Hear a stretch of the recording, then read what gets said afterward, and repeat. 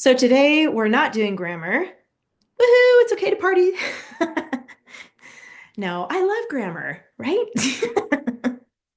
Anyways, we're not doing grammar and we're not going to do the binder and we're not even doing grammar for homework or the binder this week. We're going to focus on a practice test and then your homework will be to finish what we start today and then to go ahead and write the whole essay. So just a little reminder, I know I talked a little bit about this last week. For the language arts test, you'll have two parts. The first part is going to be reading, and you're going to read articles with information. And then you're going to answer questions about those. And it's going to be multiple choice, which means you'll probably have about four different choices for each question. And then you have to pick which one you think is the best answer. Some of the questions are going to be easy, right, Grayson? Some of them are like, that one was easy. And then some of them are going to be so hard, you're not going to have any idea what the answer is, right, Grayson? Or did you have that problem? It was just on the second one. The first one, like about it, that took a little bit. Okay, I heard part of that. For some reason, your internet's kind of unstable right now, so I got most of that. So yeah, basically, just so you know, there's some of them are easy, some of them are kind of hard, but you can still figure it out, and some of them are going to be really, really hard. And like I said last week, if you come across a question that's really, really, really hard, and you look and you try to figure it out, and you look back on the articles and you just don't know, it is okay to pick an answer and move on because you don't want to get stuck too long on one question.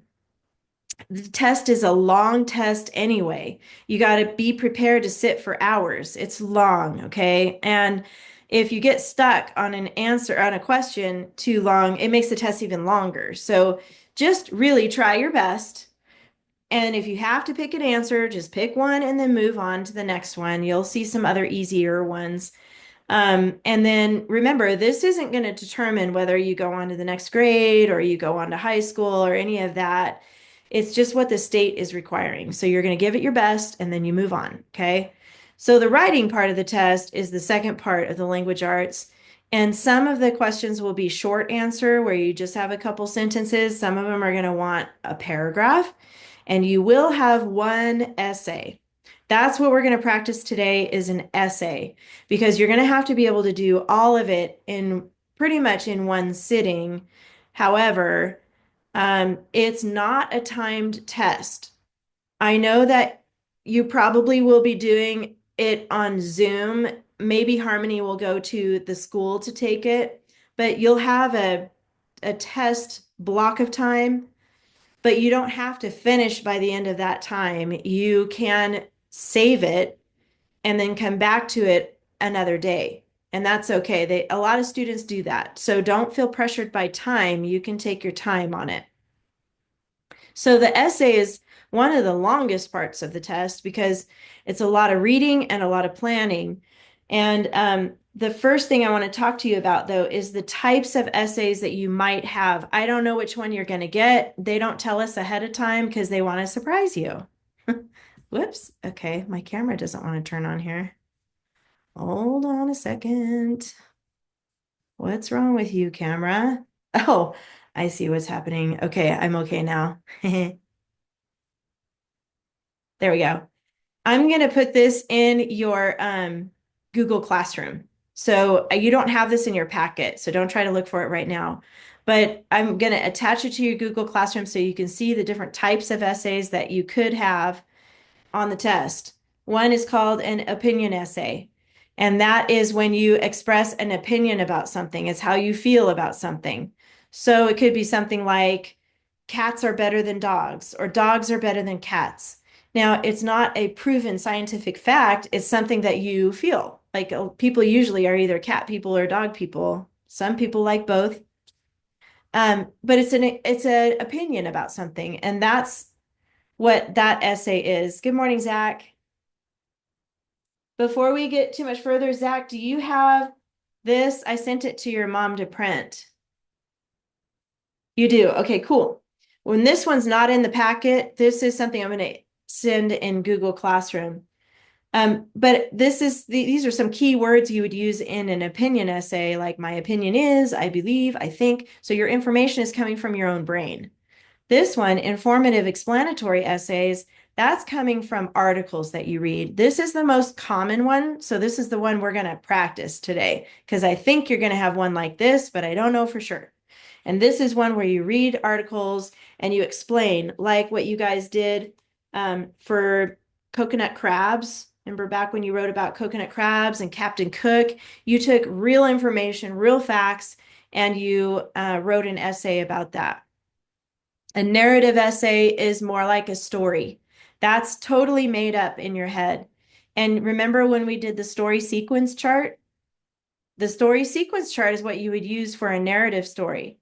When you talk about characters and setting, and then problem and conflict, remember, it's always got to have a problem, makes a good story. And then how they solve their problem. That's what you're going to use for the narratives essays. And you can use words like once upon a time. And then here's some other transition words for you.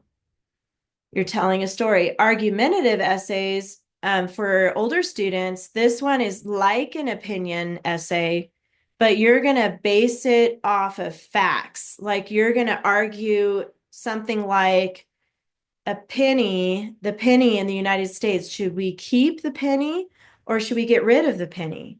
That's a good argumentative essay because the penny is not really useful anymore because we usually use a credit card or, things are more expensive than pennies anymore. And that you can base off of actual information or statistics, things like that. So that's what an argumentative essay is.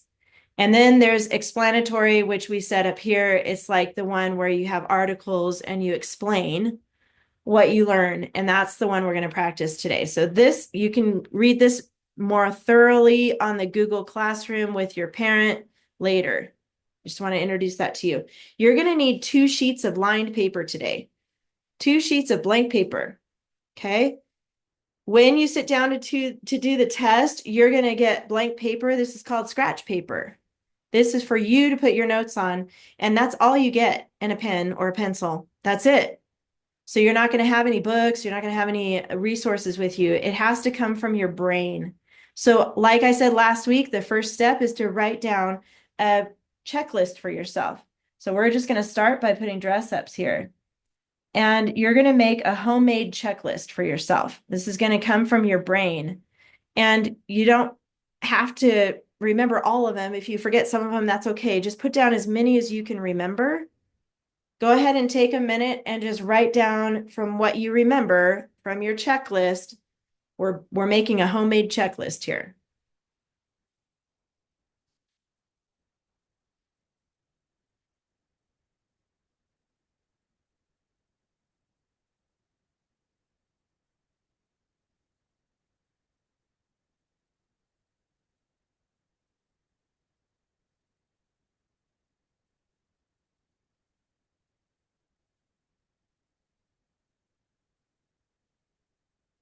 I know you guys are still writing, but Christian, tell me some things you have under dress ups.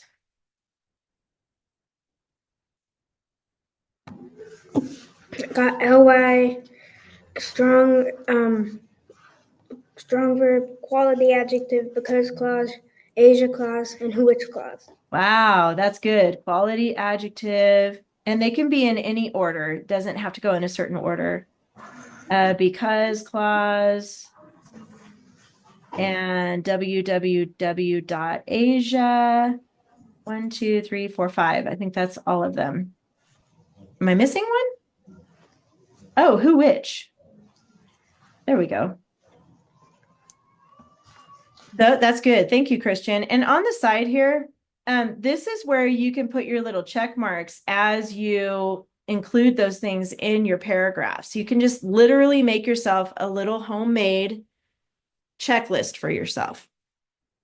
And that's good for the first step when you sit down to do the writing part. Write down your dress ups because when you use these words in your essay, your score will go up. These are great words to use. They're going to be impressed at you using some of these words in your essay. Now, remember, you don't have to underline them on the test. That's only for my class. Okay, so when you're doing the test, don't worry about underlining or highlighting or putting numbers with like openers and things like that. We do have one opener, don't we? What's the one opener we have? Do you guys remember? Which one are we putting in our papers right now? Grayson? Prepositional. Yes, good. Prepositional. That's what we're working on. We do find others in grammar. If you want to include those, you can. If you don't know how yet, that's okay. Don't worry about it. So you're just making a little checklist for yourself. By the way, don't put a number for the test for this. That's only for my homework. Okay. All right, thumbs up if you were able to write down that list. Awesome, everybody's ready. Okay, now go on to the second page, the second scratch paper you have. And now we're going to build our KWO, and we're just going to do 4. Skip a line, 1 through 4. And you're going to go all the way to Roman numeral 5, because this is going to be a 5-paragraph essay. I'm going to show you how we're going to set this up.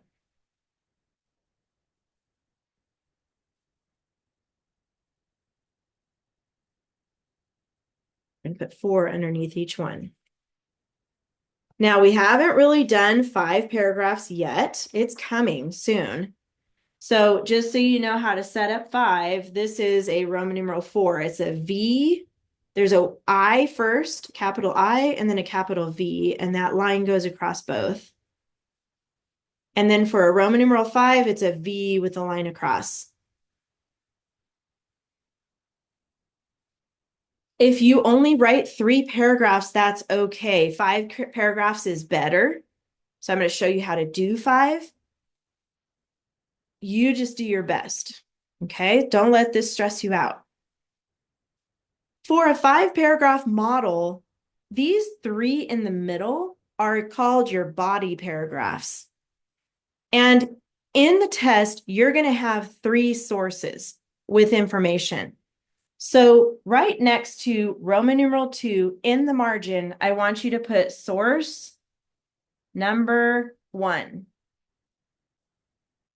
Right next to Roman numeral 3, make sure you don't do this by Roman numeral 1. We're going to leave that one blank for a second. We're starting with source 1 goes next to Roman numeral 2, the middle paragraphs. Source, and then number 3 here, Roman numeral 3, this is going to be source number 2, and this one's going to be source number 3. So the 3 Roman numerals in the middle are your body paragraphs, and each body paragraph goes with a source that you read on the test. That is the easiest way I have learned to set up my keyword outline for a test. Now, when we do it, like when you guys did coconut crabs, we used a big white piece of paper. We folded it. We did article A, article B, article C, and then we did a fused outline, and then we wrote from that. You're not going to do that for the test. It's too much to keep track of. So this is a strategy that I want you to use for the test. You're going to just put everything from source 1 goes next to Roman numeral 2 here. Everything from source 2 goes next to Roman numeral 3. I know the numbers are off a little bit. And then everything from source 3 are in Roman numeral 4. Now that very, very, very first paragraph, Roman numeral 1, does anybody know what the name of that paragraph is when you're writing a 5-paragraph essay? What's the very first paragraph called? Zach? The introduction. Very good. So I'm just going to have you put intro for introduction. That's right. So the very first paragraph is the introduction. We haven't really done this yet, but I'm giving you like a crash course on this. If you just focus on the middle 3, that's okay. Whatever you can do for the test is good. But this is a model for the 5-paragraph. Does anybody know what the last paragraph is called in a 5-paragraph essay? Grayson? Conclusion. Yes. So I'm going to put conclusion here.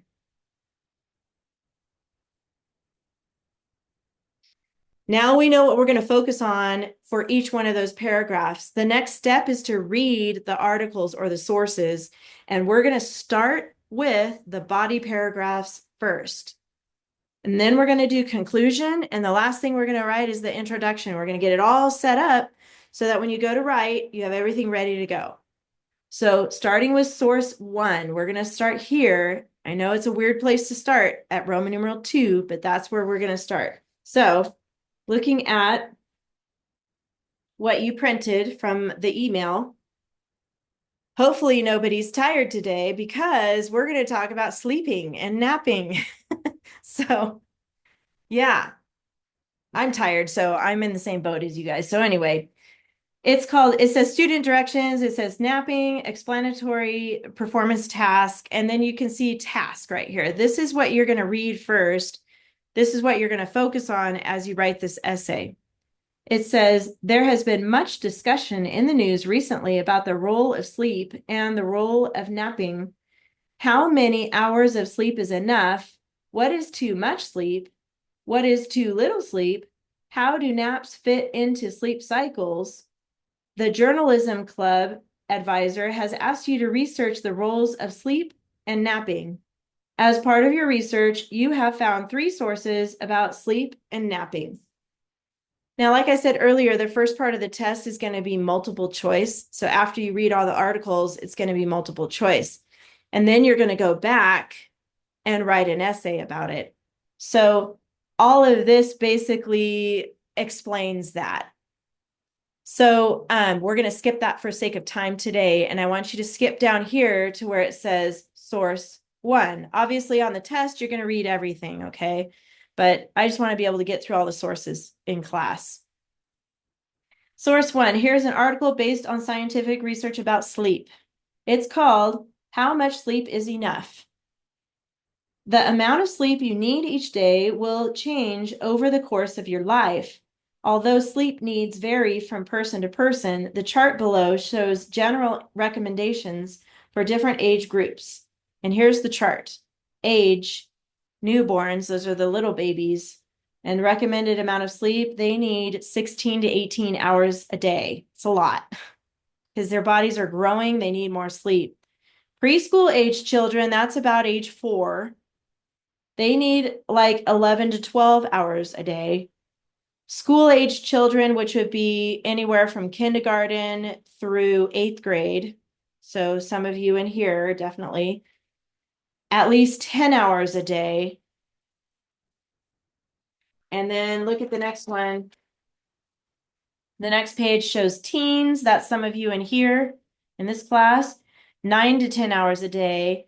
And then adults, 7 to 8 hours a day. So you can see as people grow, as our bodies mature, we need less sleep. Now, I would argue that because I would love to have 9 hours of sleep. That would be like ideal for me. But I usually get 6 to 7. So I'm like low on that one. But anyway, it's going to talk about that next. So if you routinely lose sleep or choose to sleep less than needed, the sleep loss adds up.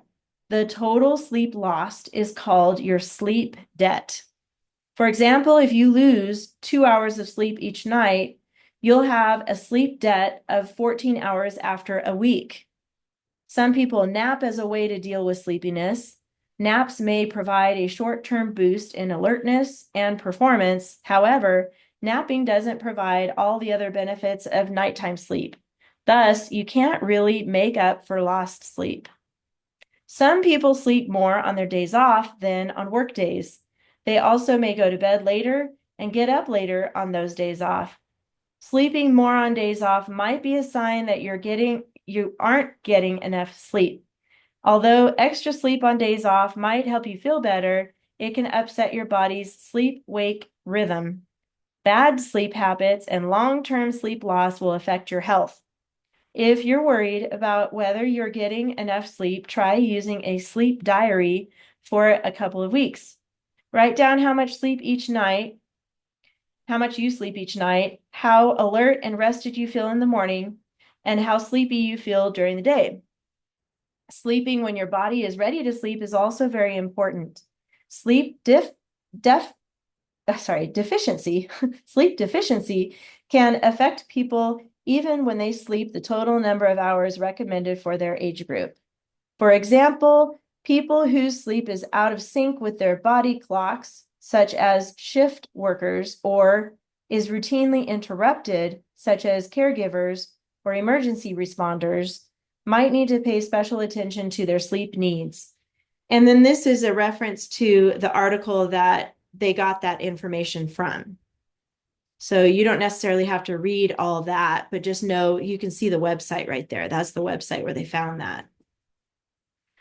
And then we have source 2. So we're going to pause there. After you read each source, you're going to build your outline. So going back to your outline, now we're looking at source 1. Source 1 mostly is talking about sleep or sleeping. I'm going to put sleeping here. And it starts off by telling us about age and recommendations.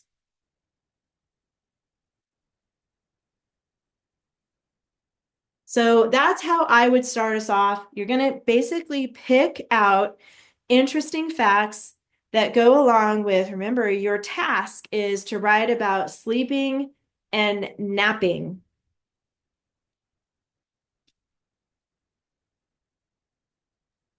And it also, how much is enough? What is too much? And you're doing a research of the roles of sleep and napping. That's what your goal is in this paper. So we'll start with sleeping. And then I'm going to give you guys, actually I do one more with you, and then I'm going to give you some time to fill this in on your own.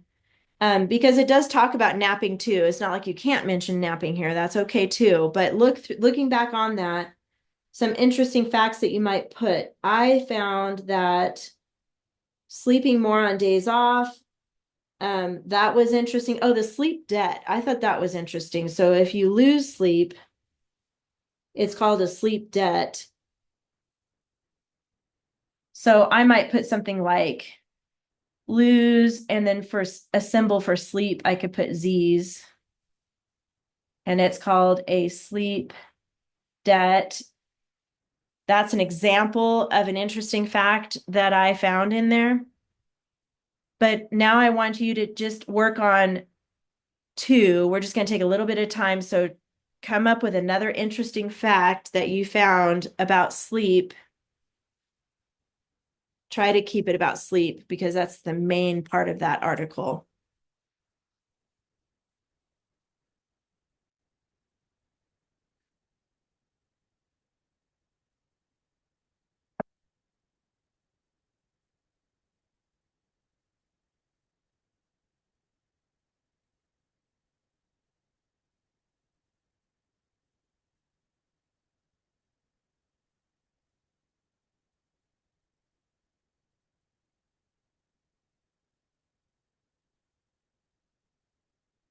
After you get something for number 2 right here, give me a thumbs up so I can see you.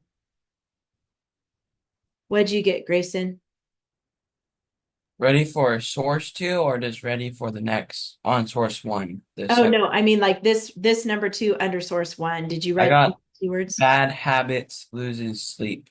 Good. I like it. How about you, Harmony? What did you put right here for this 2? Uh-oh, you're still muted.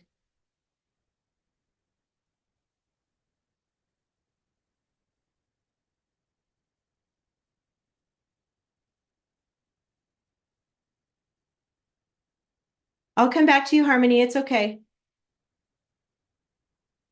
How about Zach? What did you put for this number 2 right here? Like sleep deficiency is when you sleep when like your body's not ready to sleep. Okay, good. And Christian, what did you put here?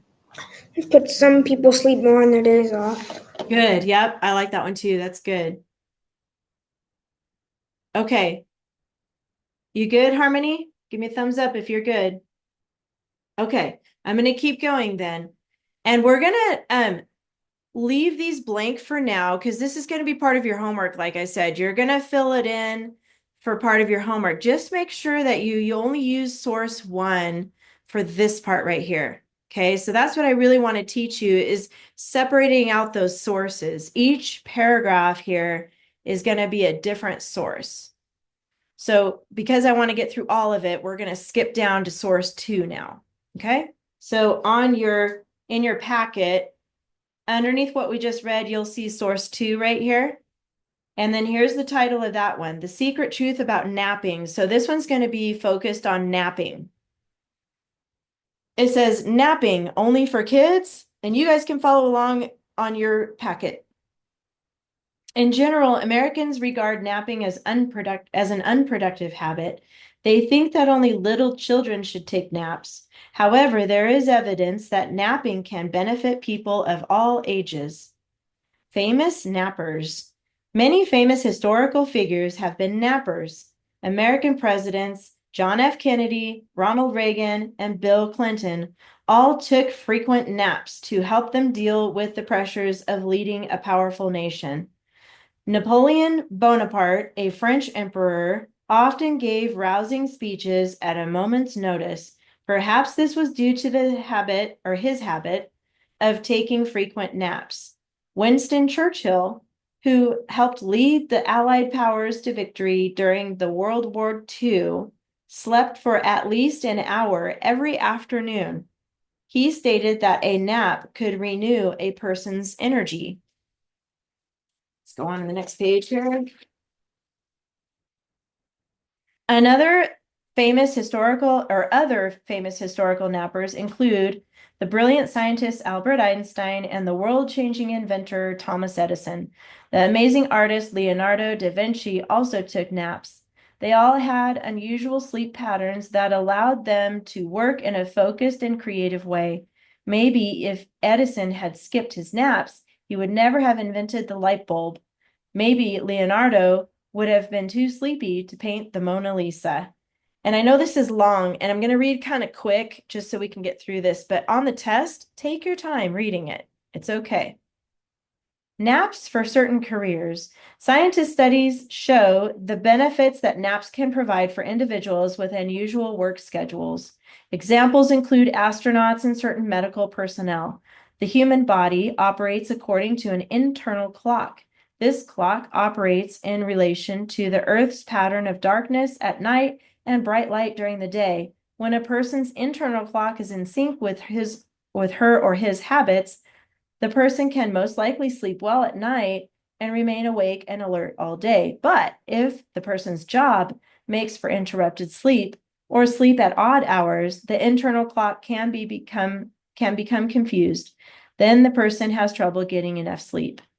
Astronauts traveling in space are not exposed to regular patterns of light and darkness. As a result, astronauts average 2 hours less sleep than usual during every night they spend in space. They often have trouble concentrating. They also become grumpy. NASA decided to study whether astronauts should take naps. They did research with volunteers. The researchers found that napping improved memory, but not alertness.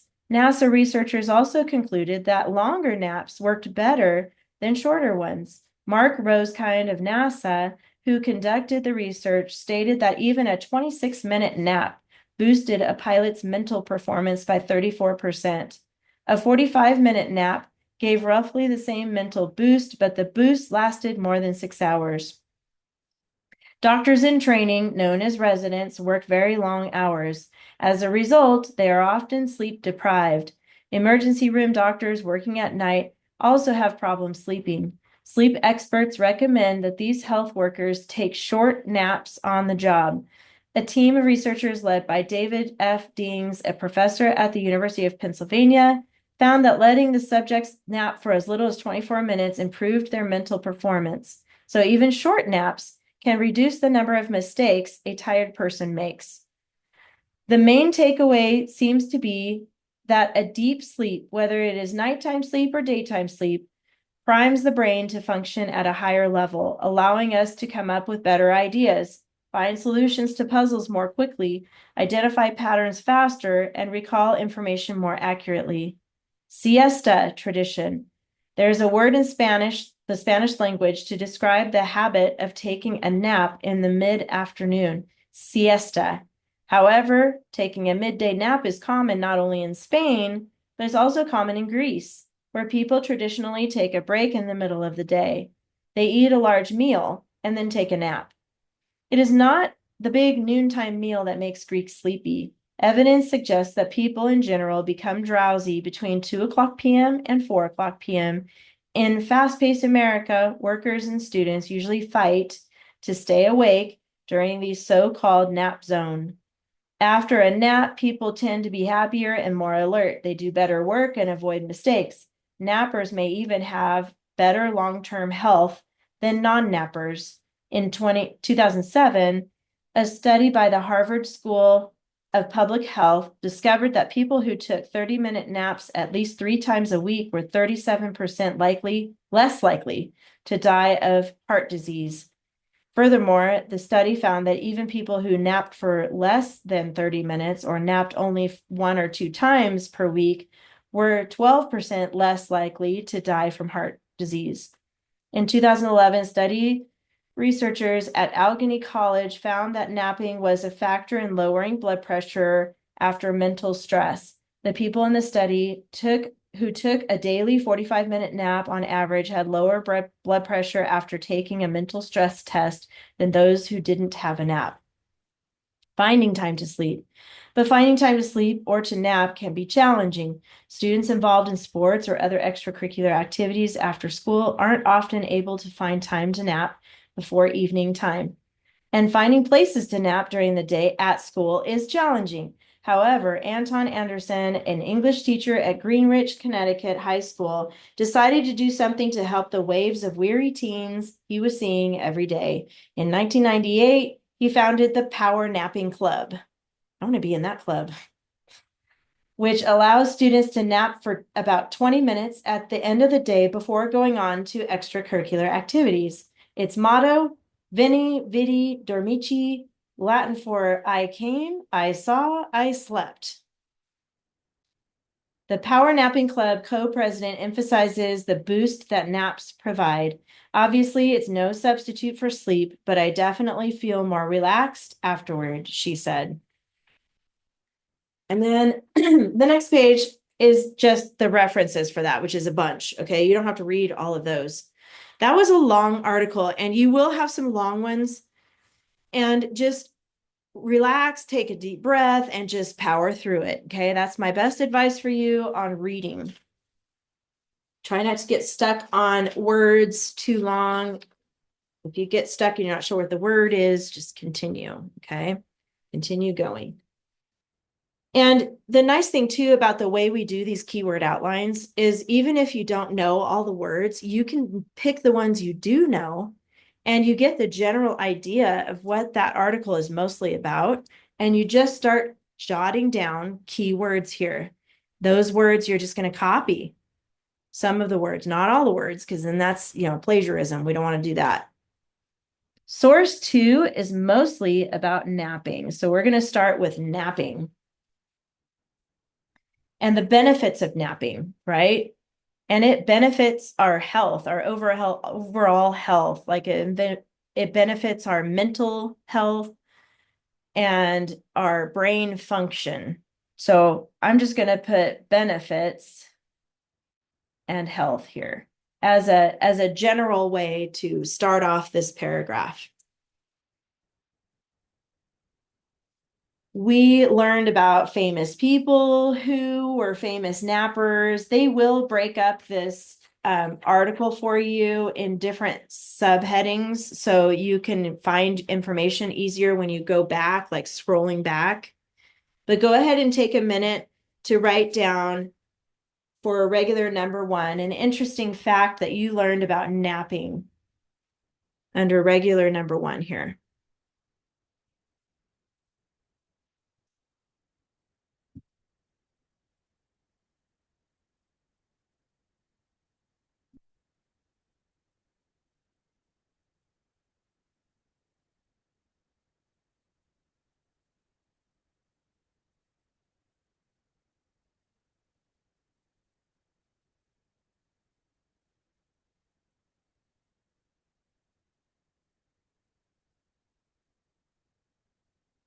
When you have at least one fact here under Roman numeral 3, go ahead and give me a thumbs up and then tell me what you got there. This part here. Okay, Christian, what did you put down? I said that napping reduces heart disease. Ooh, I like it. Of heart disease. Yes, very good. I like that. You can keep going since everybody else is still working. Go ahead and go on to the next one. Good.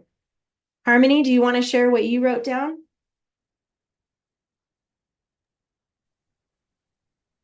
Nap, renew energy. Ooh, good one. That's a really good one. I like it. And then Zach, what did you get? I did the same thing as Christian. Okay, good. Grayson, do you have anything different?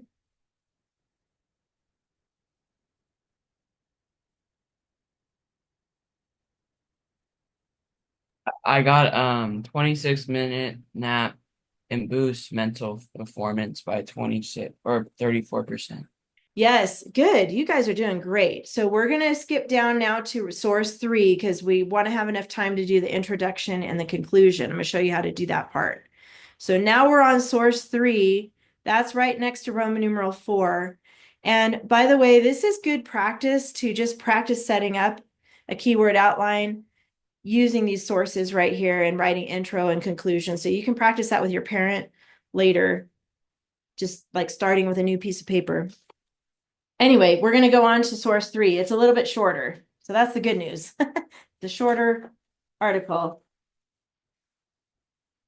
Source 3 is right here under all that. It's called Ask the Sleep Doctor. That's the name of the article. Dear Dr. Vessler, I'm a 12-year-old middle school student who usually gets about 8 hours of sleep at night. I often feel tired when I get home from school at 3:30, and I want to be alert and energetic in the evening so I can focus on all of my homework. However, when I tried taking a nap, I slept for 2 or 3 hours. Then I woke up groggy. What do I do so I have more energy in the evening? Sincerely, Too Sleepy. Dear Too Sleepy, good for you thinking of ways to increase your productivity for schoolwork. The first thing I would like to point out is that you are not getting enough sleep at night for someone your age. I recommend that you go to bed earlier. Remember, the most important thing you can do is sleep more at night. On nights when you don't get enough sleep, napping can help to recharge your body and increase your mental alertness. Did you know that 85% of animals sleep in short periods throughout the day? Humans are one of the few species that do most of their sleeping at night. Introducing a cat nap into your day may be very helpful. In fact, studies show that taking a short nap after learning new information can help you remember that information better. I do not, however, recommend a 2 or 3 hour nap because napping for several hours during the day can make it hard for you to fall asleep at night. It can also be difficult to wake up after a long nap. According to research by David F. Dings, napping for as little as 24 minutes improved mental performance. Short naps also don't cause the post-nap groggy feeling that accompanies longer naps. Almost done here. Another important issue to consider, is when you take your nap. You don't want to nap too late in the day. Why? Doing so can make it harder for you to fall asleep at night. I recommend that if you decide to take a nap, you should do so right after you get home from school. Set a timer for about 24 minutes so that you don't oversleep. You will most likely wake up refreshed and have more energy to focus on your homework in the evening. Sleep well, Dr. Daniel Vessler, MD. And then those are the references. So source 3 is actually about doctor's recommendations, right? So I'm going to put that word doctor right here because that's like the bulk of it is a letter to the doctor, right? So doctors is what I would put there first. And it's his advice on napping.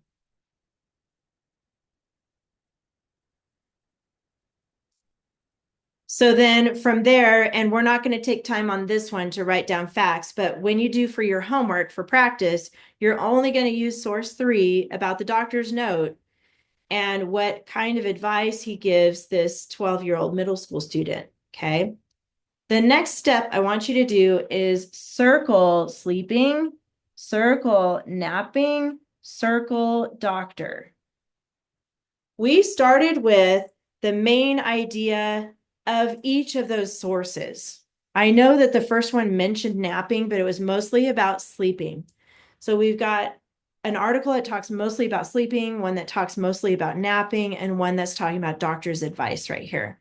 Those are the 3 main topics that you had. For the conclusion, down here, this is when you wrap up everything you just wrote. So you gathered your information. Now you have your 3 body paragraphs in the middle. And then the conclusion is the next step. And what you're going to do is mention something here about sleeping. So I'm going to actually just copy sleeping right here for the first one. Then I'm going to copy napping, circle it, and then I'm going to copy doctor. When you write a conclusion, you're restating what you just said. I know it sounds like you're repeating too much, and it's true. You repeat a lot when you have a 5-paragraph essay, but you got to follow the same pattern. So in this article, it was sleeping. This one was napping. This one was doctor. We're going to follow that same pattern, sleeping, napping, doctor. And you're going to make one sentence for each of these. Now you want to do a different set of keywords than what you have here next to your Roman numerals. You don't want to copy the same words. So you're going to need to think of 2 other words next to these that are a little different than what you have above. And I'm just going to put blanks here for now because you can fill this in during your homework. So you're going to think of 2 other words to put next to sleeping, 2 other words next to napping, and 2 other words next to doctor, different than what you guys have up here. And then for Roman numeral 3, like I said, this is a crash course. You guys got this. So don't worry. You got this. For 3, not Roman numeral 3, but regular 3 right here, you're going to think about what you think is the most significant thing you learned out of all the articles that you read. What is the most significant or most important thing that you learned? So what you want to use is those words, most, and go ahead and write this down, significant. And then put a colon, and then you're going to do your 3 words after that to help you with that sentence. So you're going to use a sentence in your conclusion that says the most significant thing about sleeping and napping is blank. And then you're going to say why. Because blank.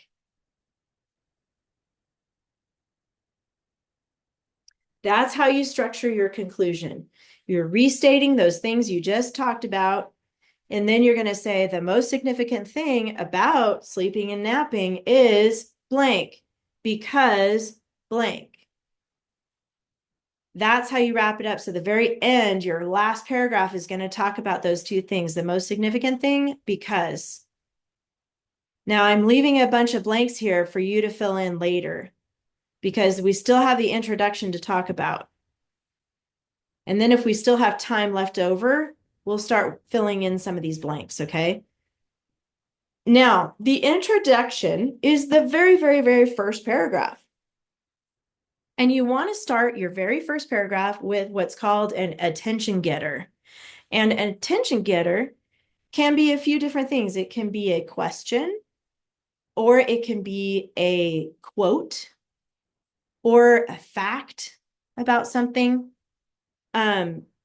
So you can decide how you want to start your very first sentence. A question is probably the easiest one. Like you could start with, are you getting enough sleep? Question mark. That's a great way to start this essay because then it makes the reader go, I don't know. Am I? How do I know?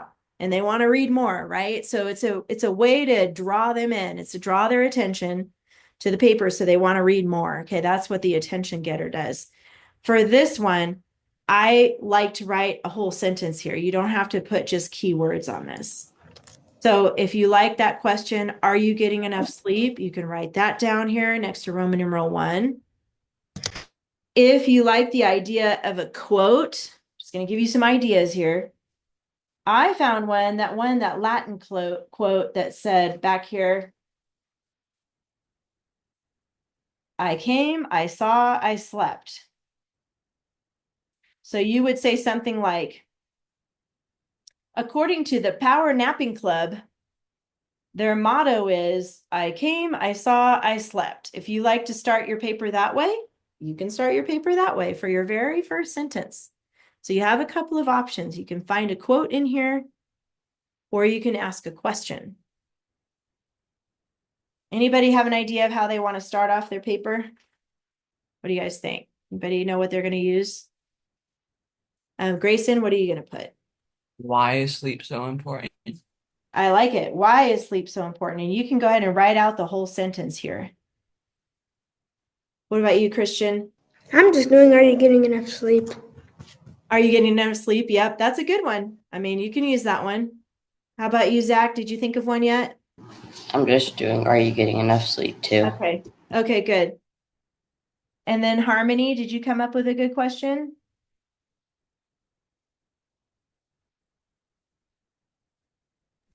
How many hours of sleep is enough? Nice. I love it. That's a good one too. Those are all good questions. So that'll be, and it, like I said, it's okay for you to write it out, your whole sentence for that part. And then for Roman or regular numbers 1 and 2, I'm going to have you draw a little bracket like this.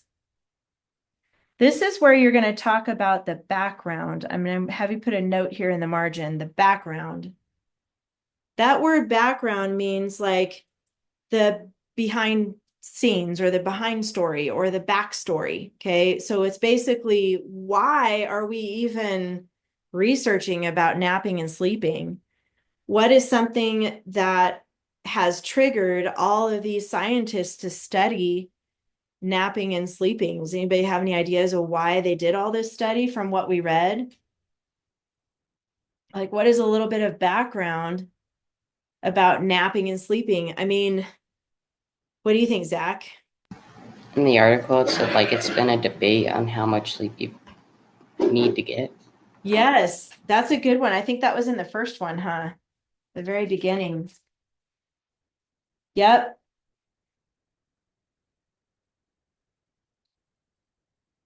Yeah, where did we see that one? Maybe it was the third. Well, I don't remember where that was, but I like that one though. That is a It little. looks like it's in the task. Oh, it's in the task. There you go. Good. I'm glad you remembered that. And yeah, that is actually good to use words from the task too. You're right. Much discussion on the news recently about the role of sleep and the role of napping. So you can put debate. I like that word debate on the role. And for sleep, I might put like Z's and napping.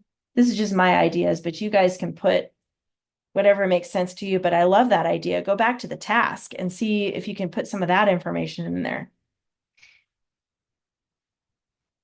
And there's lots of, are you getting enough? There's good questions here. How many hours of sleep is enough? What is too much sleep? What is too little?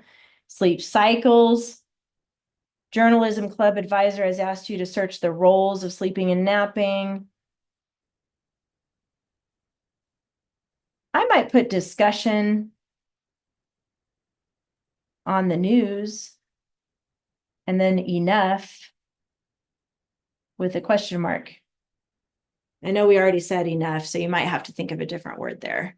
You could put like too much or, so background is a little bit of like, what is leading up to this? Why are we even talking about this? Why is this a thing? That's what background basically means. And then from there, you're going to tell them the topics that you're going to write about. So next to 3, put sleeping and circle it. Next to 4, put napping and circle it. And then we need to add a 5 here, actually. Hopefully you have room here. Number 5 is going to be doctor and circle it. So remember, these are the 3 in the middle: sleeping, napping, doctor. You're going to follow that same pattern. So it sounds like this. You're going to tell them in the beginning what you're going to say. And then you say it in the middle. And then you tell them one more time what you just said. So you're repeating yourself 3 times. And I know that sounds like a lot, but that is the format for a 5-paragraph essay. Come up with some other words here. Next to sleeping, next to napping, and next to doctor. Now, these words you put here should be different than what you put at your conclusion, because you don't want to copy the same sentences. Then that's too redundant, is how we call it. But so come up with a little bit of a different way to say that. And like I said, you can scroll up and down, back and forth inside the test, during the test, when you're doing the writing part. You can't mess up anything on the test. If you scroll and skip and go back and any of that, you can use that. It's not going to mess anything up, okay? And you'll scroll and find information. Okay, I know that was a lot to take in. You guys are doing awesome. You can handle this. This is the format. Now we have a little bit of time left over to start filling in. I'm going to give you some time during class. I recommend trying to finish up the conclusion and the introduction here, and then you can focus on these sources later. For the introduction and the conclusion, you can take information from any source or from your own thinking on what you learned from this, okay? To introduce sleeping, like you might use words like important, and maybe productive, because actually sleeping is most important. You could even put most and important next to sleeping, because that's what one article said, is really your nighttime sleep is the most important. Napping can help. Doctor says set a timer, make sure you don't nap too long, things like that. You're going to introduce that, okay? And then this is where you're going to go into more detail. Do you guys have any questions about the format here that we're talking about? Okay, good. So hopefully it makes sense to you guys. So I'm going to give you a few minutes to work by yourself. I'm right here. If you have any questions, let me know. You can decide what you want to focus on right now. I'll just give you some time to work.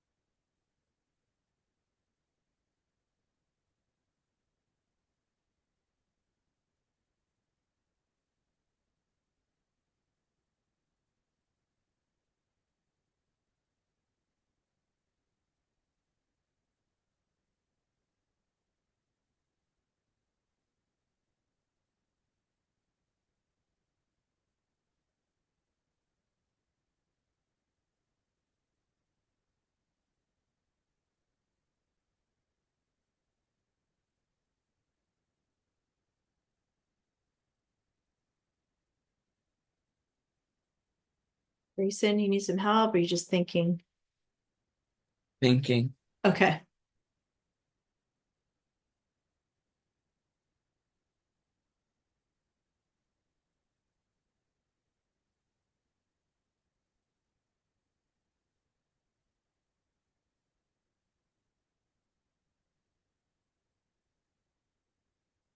Zach, you doing okay? Okay.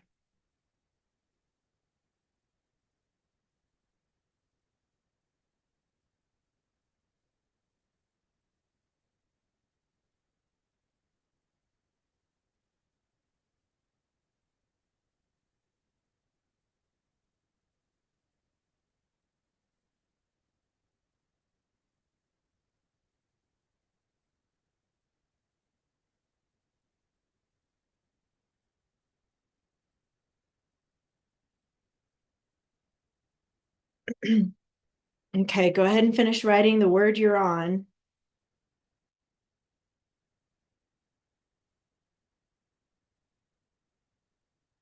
And like I said earlier, for your homework, there's no grammar or no binder work. Okay, we're just focusing on this to give you practice for the test. So your homework is to finish this keyword outline. So every number should have words written in. And once you finish this, you're going to use your homemade checklist that you made earlier, right here. That's one. Oops, is that the one you made? This one. You're going to use your homemade checklist and use these words in each paragraph. Now, you do not need to underline them and number them, like as far as the openers for this, because you're practicing for the test. You just want to make sure to include these types of words as much as you can. But please don't let this stress you out, okay? I want you to try to use them, but if you just can't figure out some of them, it's okay. Use as many as you can, is what I'm saying. The more of these you include, the higher your score will be on the test. So remember to take your time, okay? Do not rush through this. And if you do not finish it by the time your Zoom call or your time session ends, that's okay, because you can come back, they'll pause it, they'll save everything for you, and then you can come back. They'll even keep your notes for you. So I don't think you can keep them, but you'll have to like turn them in, I think, somehow. And then you can use them again when you sit down for the test to finish it. Okay. So practice that for homework. I know 5 paragraphs is a lot to write in 1 week, but this is for practice for you for the test, which you'll have to do in a short amount of time. So do your best to do all 5. If you only can get through, it's up to your parent though. I have a feeling most of your parents are going to want you to try to do all 5. So do your best to do that. Any questions about your homework this week? Good. All right, you guys, you got this. I believe in you. You're ready for this. I know it's going to take time, but you got it. All right, have a great week, and I'll see you next week. Bye. Bye-bye. Bye.